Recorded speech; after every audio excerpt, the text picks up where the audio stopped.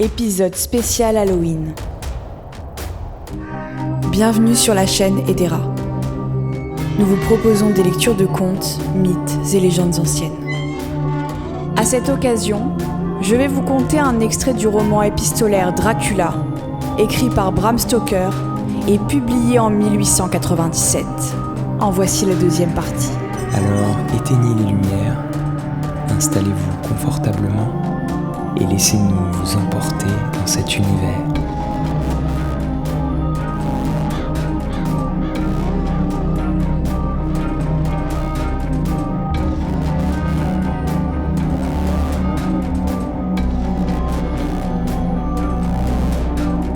Pour une meilleure immersion, je vous conseille d'écouter cette histoire munie d'un casque ou d'écouteurs.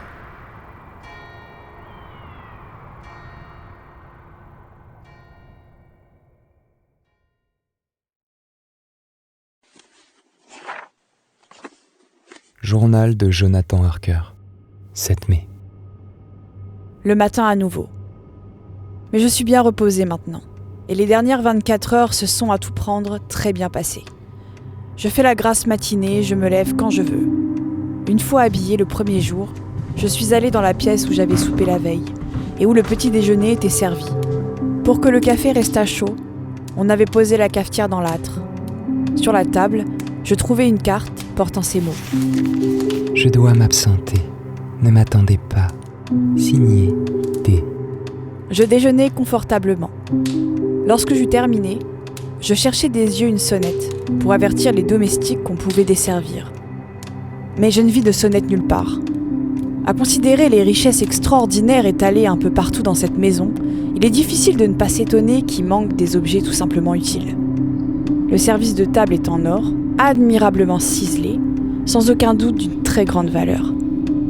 Les rideaux sont faits des tissus les plus somptueux, les plus coûteux, de même que les tentures de mon lit, et ce sont de semblables étoffes également qui recouvrent toutes les chaises et tous les fauteuils. Bien qu'anciennes de plusieurs siècles, elles sont encore en excellent état. J'en ai vu de pareilles à Hampton Court, mais là, elles sont pour la plupart fort usées et rongées par les mites. Mais il n'y a pas un seul miroir, pas un seul dans aucune des chambres.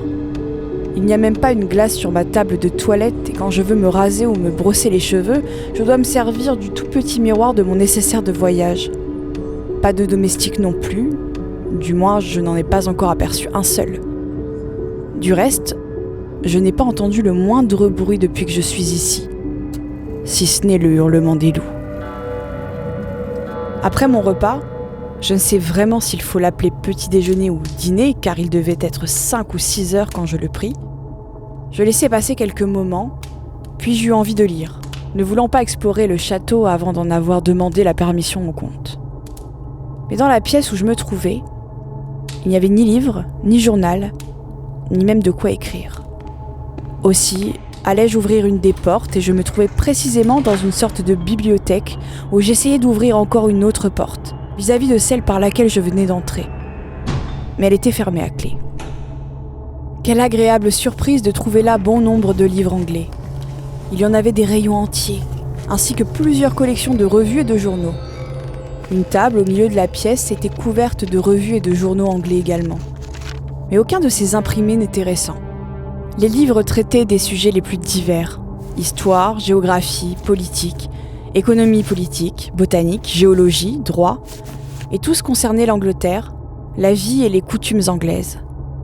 J'étais en train d'examiner tous ces titres lorsque la porte s'ouvrit et le comte entra. Il me salua d'une façon très cordiale. Bonjour mon ami. Me demanda si j'avais passé une bonne nuit. Je suis fort aise que vous soyez venu dans la bibliothèque, car vous trouverez tout cela fort intéressant, j'en suis sûr. Ces livres, Il promenait la main sur le dos des volumes. ont toujours été pour moi de précieux amis. Et depuis quelques années, c'est-à-dire depuis que m'est venue l'idée d'aller à Londres, ils m'ont procuré bien des heures de réel plaisir. Ils m'ont fait connaître votre beau, votre magnifique pays. Et connaître l'Angleterre, c'est l'aimer. Je voudrais tant me promener parmi la foule, dans les rues de Londres, cette grande ville imposante, me perdre dans la cohue de ces hommes et de ces femmes, partager l'existence de ce peuple et tout ce par quoi il passe, et jusqu'à la mort même. Mais hélas, jusqu'ici, c'est uniquement par les livres que je connais votre langue. J'espère, mon ami, que vous m'apprendrez à la parler. Mais comte, vous parlez parfaitement l'anglais. Il s'inclina, le visage très grave. Merci, mon ami. Votre appréciation est flatteuse, mais je crains fort d'être encore très loin de mon but. Il est vrai que je connais le vocabulaire et la grammaire, mais quant à parler convenablement... Encore une fois, vous parlez parfaitement. Non. Je sais bien que si j'étais à Londres, personne, à m'entendre parler, ne pourrait me prendre pour un Anglais. C'est pour cela que la connaissance que j'ai de l'anglais ne me suffit pas. Ici, je suis un gentilhomme, un boyard. Les petites gens me connaissent. Pour ces petites gens, je suis un seigneur. Mais être étranger dans un pays étranger, c'est comme si on n'existait pas. Personne ne vous connaît et donc ne se soucie de vous le moins du monde. Tout ce que je demande, c'est d'être considéré comme un homme semblable aux autres. C'est que personne ne s'arrête en me voyant ou n'interrompt sa conversation en m'entendant parler pour jeter un dédaigneux « Ah, c'est un étranger ». J'ai été maître pendant tant d'années que je veux le rester. Du moins, je veux que personne ne soit mon maître. Vous arrivez chez moi non seulement comme l'agent de mon ami Peter Hawkins, d'Exeter, afin de mettre au courant de tout ce qui concerne ma nouvelle propriété londonienne. Votre séjour chez moi, je l'espère, se prolongera, et ainsi, de conversation en conversation, je me familiariserai avec l'accent anglais. Je vous demande de relever la moindre des fautes que je ferai en parlant. Je suis navré d'avoir dû m'absenter aussi longtemps aujourd'hui. Vous m'excuserez, n'est-ce pas, si je vous dis que j'ai à m'occuper de plusieurs affaires importantes. Je répondis que évidemment je l'excusais et lui demandai s'il m'autorisait à venir dans la bibliothèque chaque fois que j'en aurais envie. Certainement. Et il ajouta : Vous pouvez aller partout où vous voulez dans le château, excepté dans les pièces dont vous trouverez les portes fermées à clé et où, naturellement, vous ne désirerez pas entrer. Il y a une raison à ce que toutes les choses soient comme elles sont. Et si vous les voyez comme je les vois, si vous saviez également ce que je sais, peut-être comprendriez-vous mieux. Je dis que je n'en doutais pas. Et il poursuivit : Nous sommes en Transylvanie, et la Transylvanie n'est pas l'Angleterre. Nos us et coutumes ne sont pas les vôtres, et il y aura bien des choses qui vous paraîtront insolites. Cela, du reste, ne vous étonnera nullement si je me réfère à ce que vous m'avez dit des incidents de votre voyage. L'allusion fit bondir la conversation. Comme il était évident que le comte désirait parler, ne fût-ce que pour le plaisir de parler, je lui posai maintes questions au sujet de ce que j'avais pu remarquer dans son pays ou de ce que j'y avais déjà vécu. Parfois, il éludait le sujet ou détournait l'entretien en prétendant qu'il ne comprenait pas ce que je voulais dire. En général, pourtant, il me répondit franchement. Au bout de quelques moments, me sentant plus assuré, je lui parlais de la fameuse nuit où j'étais arrivé au château et je le priais de m'expliquer, entre autres choses, pourquoi le cocher descendait de la voiture chaque fois qu'il voyait une flamme bleue et pourquoi il allait vers l'endroit même où elle brillait. Il m'apprit que selon une croyance populaire, pendant une certaine nuit de l'année, la nuit où les mauvais génies sont supposés être les maîtres du monde, on voit une flamme bleue à chacun des endroits où un trésor est caché sous terre. Sans doute, un trésor a-t-il été enterré dans la région que vous avez parcourue l'autre nuit, car c'est un pays que se sont disputés pendant des siècles les Valaques, les Saxons et les Turcs. Vraiment, il n'y a pas un morceau du sol qui n'ait été enrichi du sang de tous ces hommes, patriotes ou envahisseurs. Ce fut une époque extraordinaire.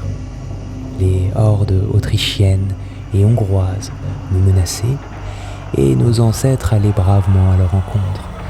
Les femmes comme les hommes, les enfants comme les vieillards, tous attendaient l'ennemi, perchés au sommet des rochers, et là, ils provoquaient d'artificielles avalanches qui engloutissaient l'envahisseur. Quand, malgré tout, l'ennemi victorieux parvenait à passer, il ne trouvait à peu près plus rien dans le pays, car tous les habitants avaient enfui dans la terre tout ce qu'ils possédaient. Fascinant, mais comment se fait-il que ces biens soient restés cachés aussi longtemps, alors que les petites flammes bleues indiquent l'endroit où ils se trouvent à tout homme qui veut seulement prendre la peine de regarder ? Le comte eut un sourire qui découvrit ses gencives et ses longues dents pointues. Ah, c'est que votre homme est tout ensemble un imbécile et un poltron. Ces flammes apparaissent, je vous l'ai dit, pendant une seule nuit de l'année. Une nuit seulement. Et cette nuit-là, il n'y a pas un homme dans ce pays qui voudrait mettre le nez dehors, à moins d'y être obligé. Et, cher monsieur, croyez-moi, s'il sortait de chez lui, alors il ne saurait que faire. Cet homme dont vous me parlez, qui aurait posé l'endroit de chaque flamme, eh bien, il lui serait impossible de retrouver ensuite les repères qu'il aurait posés. Vous non plus, je le jurerai, vous ne retrouveriez pas les endroits où vous avez vu ces flammes. C'est vrai, pas plus que je ne pourrais retrouver un mort si je me mettais à sa recherche. Et nous parlâmes d'autre chose. Allons, donnez-moi des nouvelles de Londres et tous les détails qu'il vous sera possible au sujet de la maison que vous avez achetée pour moi.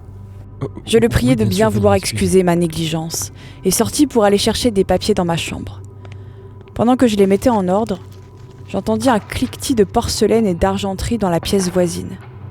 Et quand j'y repassai, je remarquai qu'on avait desservi la table et allumé la lampe, car il faisait presque nuit. Dans la bibliothèque aussi, les lampes étaient maintenant allumées, et je trouvai le comte étendu sur le sofa en train de lire. Parmi tant d'autres livres, il avait choisi le guide anglais de Bradshaw.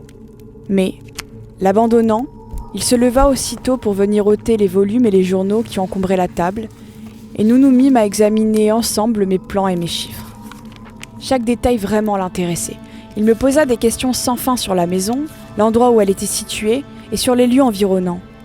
Ce dernier point, sans aucun doute, il l'avait déjà étudié minutieusement, car je m'aperçus qu'il en savait beaucoup plus que moi. Je ne manquai d'ailleurs pas de lui faire remarquer. Mais mon ami, cela n'est-il pas nécessaire pour moi ? Quand j'irai là-bas, je serai seul, et mon cher Harker, Jonathan. Oh, pardonnez-moi, nous avons l'habitude dans ce pays de mettre le nom de famille avant le prénom. Mon cher Jonathan Harker ne sera pas près de moi pour m'aider de ses conseils et de ses connaissances. Non. Pendant ce temps, à des milles de là, à Exeter, il s'occupera d'affaires notariales avec mon autre ami, Peter Hawkins. Alors... Lorsqu'il eut pris connaissance de tous les détails concernant l'achat du domaine de Purfleet, qu'il eut signé les pièces nécessaires et écrit une lettre à envoyer par le même courrier à M. Hopkins, il voulut savoir comment j'avais découvert cette agréable demeure. Aurais-je pu mieux faire que de lui lire les notes que j'avais prises alors ? Lorsque j'eus terminé, le comte tint à m'expliquer à quel point la nouvelle demeure le satisfaisait. Ah, qu'elle soit vaste et ancienne, cela me ravit. J'appartiens moi-même à une très ancienne famille, et je mourrai bientôt s'il me fallait vivre dans une maison neuve. Ce n'est pas en un jour qu'une maison devient habitable, et après tout, il faut beaucoup de jours, n'est-ce pas, pour faire un siècle. Je suis très content également de savoir qu'il y a une chapelle, parce qu'il ne nous est pas du tout agréable à nous gentilshommes de Transylvanie de penser que nos ossements pourraient être mêlés à ceux de gens qui nous sont inférieurs. En ce qui me concerne, je ne recherche plus ni la gaieté ni la joie. Je n'attends plus le bonheur que donne aux jeunes gens une journée de grand soleil et le scintillement des eaux. C'est que je ne suis plus jeune. Mon cœur, qui a passé de longues années à pleurer les morts, ne se sent plus attiré par le plaisir. D'autre part, les murs de mon château tombent en ruine, les ombres le traversent en grand nombre et les vents y soufflent de partout. J'aime les ombres et tout ce qui est obscur. Rien ne me plaît tant que d'être seul avec mes pensées. Ces paroles semblaient contredire l'expression de son visage. Ou bien étaient-ce ces traits qui donnaient à son sourire un je ne sais quoi de méchant et de sombre.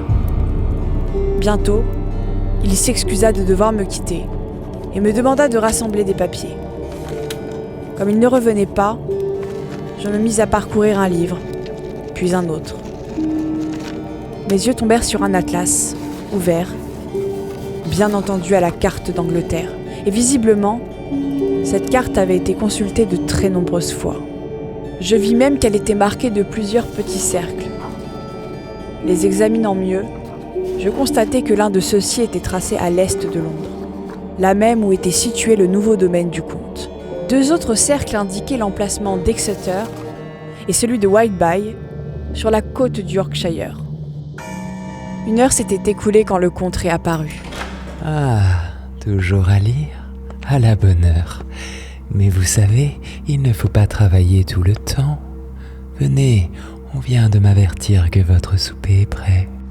Il me prit le bras et nous passâmes dans la chambre voisine, où en effet, un souper délicieux était servi. Une fois encore, le comte s'excusa. Il avait dîné dehors. Et comme le soir précédent, il s'assit près de moi et nous bavardâmes pendant tout le temps que je mangeais. Lorsque j'eus terminé, je fumai, toujours comme le soir précédent, tandis qu'il ne cessait de me poser question sur question. Les heures passaient, je devinais que la nuit devait être fort avancée, mais je ne disais rien, sentant qu'il était de mon devoir de complaire à mon hôte en toutes choses. Je n'avais nullement envie de dormir, mon long repos de la veille m'ayant complètement remis de la fatigue du voyage. Pourtant j'éprouvais ce frisson que tout le monde ressent peu avant l'aube, laquelle n'est pas sans rappeler une marée nouvelle. On dit que les moribonds rendent souvent le dernier soupir à la naissance du jour ou à marée changeante. Tous ceux qui ont vécu cet instant où l'on passe de la nuit au jour me comprendront aisément. Soudain, nous entendîmes le chant d'un coq déchirer l'air d'une façon presque surnaturelle. Le comte Dracula se leva d'un bond et s'écria : « Quoi ? Le matin déjà ? Encore une fois, pardonnez-moi de vous avoir obligé à veiller si longtemps. Désormais, quand vous me parlerez de l'Angleterre, mon nouveau pays qui m'est déjà si cher, essayez de rendre vos propos moins intéressants afin que je n'oublie plus le temps qui passe. » Et s'inclinant devant moi, il sortit d'un pas rapide. Je gagnai ma chambre où j'écartai les rideaux. Je ne vis rien qui me paraisse intéressant de signaler ici. Ma fenêtre avait vue sur la cour et je remarquai seulement que le gris du ciel s'éclairait un peu. Aussi, après avoir refermé les rideaux, me suis-je mis à écrire ces pages.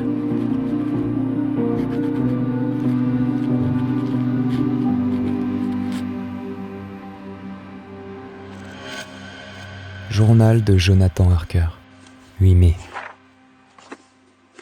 En commençant ce journal, je craignais d'être diffus. Mais à présent, je suis heureux de m'être dès le début arrêté sur chaque détail, car ce château, ainsi que tout ce qu'on y voit et tout ce qui s'y passe, est si étrange que je ne puis m'empêcher de m'y sentir mal à l'aise. Je voudrais en sortir sain et sauf, ou n'y être jamais venu. Il se peut que veiller ainsi chaque nuit mette mes nerfs à dure épreuve. Et encore, s'il n'y avait que cela. Peut-être supporterais-je cette existence si au moins je pouvais parler à quelqu'un. Mais voilà, il n'y a absolument personne, à part le comte. Or, s'il faut dire le fond de ma pensée, j'ai bien peur d'être ici la seule âme qui vive. Oui, si l'on me permet d'exposer les faits tels qu'ils sont, cela m'aidera peut-être à les subir avec un petit peu plus de patience, à mettre un frein à mon imagination, sinon je suis perdu. Les faits tels qu'ils sont, ou du moins tels qu'ils me semblent être. Quand je me fus mis au lit, je dormis quelques heures à peine, et sentant que je ne pouvais pas me rendormir, je me levai. J'avais accroché la petite glace de mon nécessaire à l'espagnolette de ma fenêtre, et je commençais à me raser quand soudain, je sentis une main se poser sur mon épaule, et reconnus la voix du comte qui me disait « Bonjour ». Je sursautai, fort étonné de ne pas l'avoir vu venir, puisque dans le miroir, je voyais refléter toute l'étendue de la chambre qui se trouvait derrière moi. Dans mon mouvement de surprise, je m'étais légèrement coupé, ce que je ne remarquais pas au moment même. Lorsque j'eus répondu au comte, Bonjour. je regardais à nouveau dans le miroir, essayant de comprendre comment j'avais pu me tromper. Cette fois, il n'y avait pas d'erreur possible. Je savais que l'homme était tout près de moi. Il me suffisait de tourner légèrement la tête pour le voir contre mon épaule. Et pourtant, son image n'était pas reproduite dans la glace. Toute la pièce derrière moi était reflétée dans le miroir. Mais il ne s'y trouvait qu'un seul homme, celui qui écrit ces lignes. Ce fait stupéfiant venait s'ajouter à tant d'autres mystères, ne fit qu'accentuer la sensation de malaise que j'éprouve toujours lorsque le comte est là. Mais, au même moment, je m'aperçus que je saignais un peu au menton. Posant mon rasoir, je tournai la tête à demi pour chercher les yeux un morceau de coton. Quand le comte vit mon visage, ses yeux étincelèrent d'une sorte de fureur diabolique, et tout à coup, il me saisit la gorge. Je reculai brusquement, et sa main toucha le chapelet auquel était suspendu le petit crucifix. À l'instant, il se fit en lui un tel changement, et sa fureur se dissipa d'une façon si soudaine que je pouvais à peine croire qu'il s'était mis réellement en colère. Prenez garde quand vous vous blessez. Dans ce pays, c'est plus dangereux que vous ne le pensez. Puis, décrochant le miroir de l'espagnolette, il poursuivit. Si vous êtes blessé, c'est à cause de cet objet de malheur. Il ne fait que flatter la vanité des hommes. Mieux vaut s'en défaire. Il ouvrit la lourde fenêtre d'un seul geste de sa terrible main et jeta le miroir qui alla se briser en 1000 morceaux sur le pavé de la cour. Puis il sortit de la chambre, sans plus prononcer un mot. Comment vais-je pouvoir me raser maintenant ? Je ne vois qu'un moyen, me servir en guise de miroir du boîtier de ma montre ou du fond du récipient où je mets mon blaireau. Ce récipient était heureusement en métal. Quand j'entrai dans la salle à manger, le petit déjeuner était servi. Mais je ne vis le comte nulle part. Aussi bien je déjeunais seul. Je n'ai pas encore vu le comte manger ou boire. Quel homme singulier. Après mon repas, l'envie me prit d'aller à la découverte du château. Je me dirigeai vers l'escalier, et près de là, était ouverte la porte d'une chambre dont la fenêtre donnait sur le côté sud. De cet endroit, la vue splendide me permit de découvrir un vaste paysage. Le château est bâti sur le rebord même d'un précipice impressionnant. Une pierre que l'on jetterait d'une des fenêtres tomberait 1000 pieds plus bas, sans avoir rien touché sur son parcours. Aussi loin que l'on puisse voir, c'est une véritable mer de cimes vertes d'arbres, entrecoupées çà et là lorsque s'ouvre un creux dans la montagne. On distingue aussi comme des fils argentés. Ce sont des ruisseaux qui coulent en des gorges profondes à travers cette immense forêt. Mais je ne suis pas en humeur de décrire toutes ces beautés naturelles. Car lorsque j'eus contemplé un moment le paysage, je poursuivis mon exploration. Des portes partout, et toutes fermées à clé ou au verrou. Il est impossible de sortir d'ici, sauf peut-être par les fenêtres pratiquées dans les hauts murs. Le château est une vraie prison, et j'y suis prisonnier.